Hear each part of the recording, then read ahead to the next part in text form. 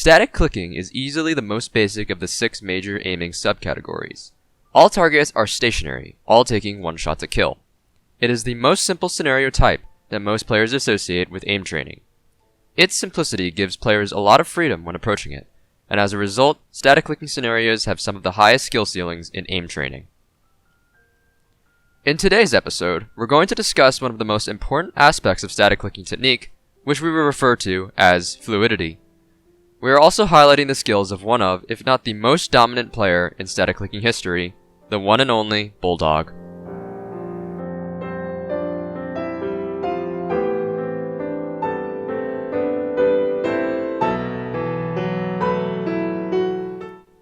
Fluidity, the physical property of a substance that allows it to flow. Due to how foundational it is, static clicking is the most popular aim training category. It makes sense that the vast majority of the VOD reviews I do for aim trainers are static VODs. I do have other videos on my channel that discuss the core mechanics of static clicking in the context of the Bardas method, but let's briefly go over it again for a refresher.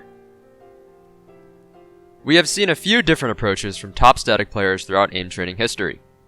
All of them appeared to work well at the time for getting high scores, but one easily stood out above the rest. Bardas' static clicking was the best there ever was. His method, which is now coined as simply the Bardas method, is pretty much universally accepted as the right way to play static. The core technique involves a flick, a fast, explosive, snappy motion usually performed with the forearm that produces a straight line in the direction of the intended target. This rigid snap is followed immediately after by a microcorrection, a much more narrow and smoother adjustment to correct either the overflick or underflick distance away from the target. The microcorrection is followed by the target confirmation, a very brief, almost instantaneous check to see that you are on target and can take the shot.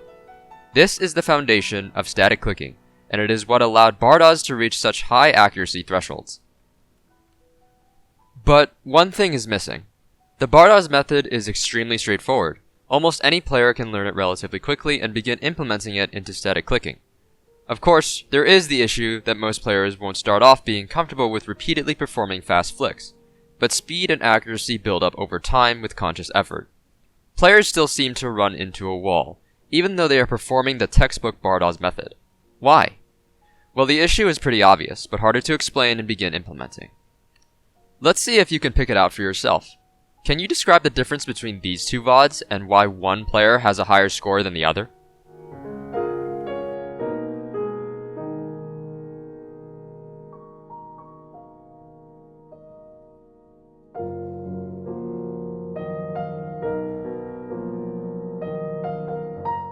On the right, we have a Celestial static clicking run.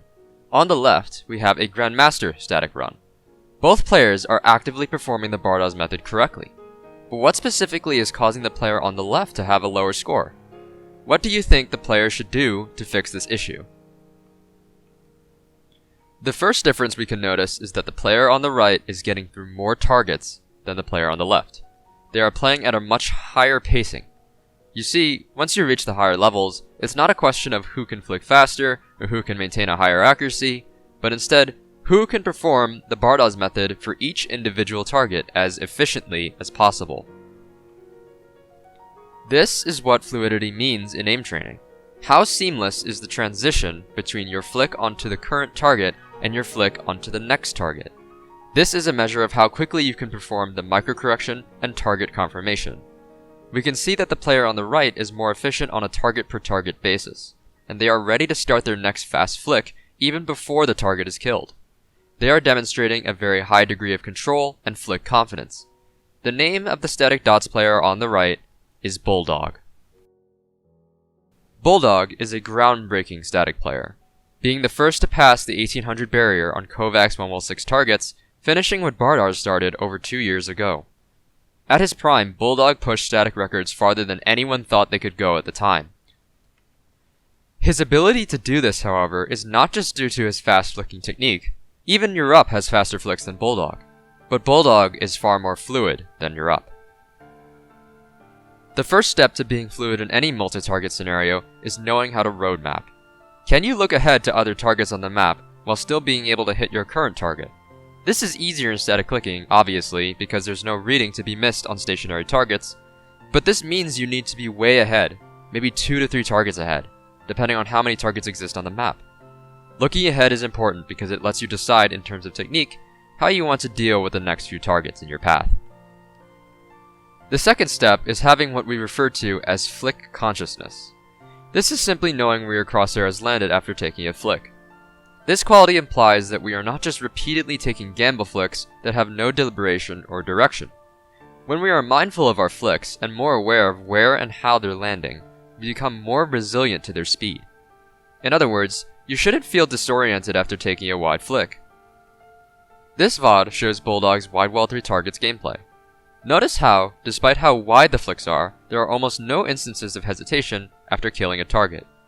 He moves on from each target very quickly. This is as opposed to the gameplay on screen now, where we're still visibly fast, but not as fluid. Cluster farming is a third important point. Not farming clusters is an error that so many novice and intermediate static players frequently make. Let's observe this VOD by VT Minigod. Notice how there is a very different execution of technique when he approaches targets that have spawned closely together. It's definitely not the Bardas method. There's a narrow flick, but no microcorrection or shot confirmation. This is cluster farming.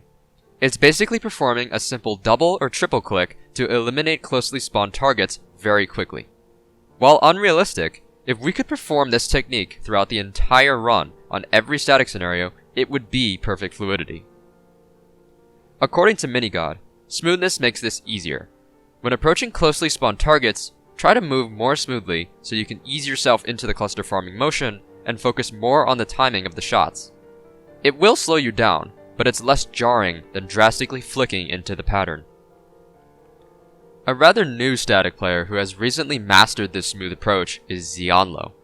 The best way to describe Xianlo's technique in static is that it's almost as if he treats every target as being in a cluster. Notice his deceleration onto each target. It's so smooth that it allows him to continuously flow through 2 to 3 targets, all in almost one motion. By no means does he have the fastest direct flicks, but he makes up for it in fluidity. The only downside to approaching static like Xianlo is that it may lead to some poor accuracy due to how the technique forces really fast micros and confirmations. Putting these points together culminates in a static technique that looks like this. Flicks remain fast, and the overall execution conforms to the Bardas method. Most importantly, the run is fluid, such that no flick disorients us or causes us to delay in moving on between targets. With these fundamentals, Bulldog was able to shatter the world record on almost any static clicking scenario he played. For an entire year, it seemed as though there was no competition for him. But how does this knowledge translate to improvement in real games, particularly in TAC FPS like Valorant? Obviously, you will infrequently run into a situation where you have more than 2 or 3 targets on screen where you can fluidly move between them without getting a response back. Well, in the same way we look ahead of our current targets, this is where game sense and knowledge of opponent positioning can come into play. Professional Valorant player Fluorescent is a master at switching between different angles fluidly. In real games, fluidity is a characteristic of your gameplay as a whole, not just a quality of aiming technique. Generally, this is how we would describe players who are entering their quote, flow state. Being able to perform like this in the isolated environment of static clicking nicely complements your gameplay in FPS games where you have to multitask or manage multiple targets at once. Fluidity is something that you have to develop over time in all static scenarios, but some specific tasks that can help you to accelerate the process are pressure static scenarios like pulse shot precision, or any pulse shot variant for that matter, or chaining scenarios like Trust Chain Raspberry.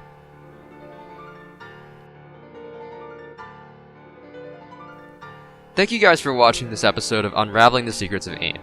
I have a couple more episodes cooking this summer, along with some top aimer special guests. I hope you guys learned something from this video and use it to improve your static scores. Leave a like and follow my Twitch at twitch.tv/MattyOW for live streams of educational aim training content or Overwatch gameplay. See you guys in the next one, and as always, happy dot clicking.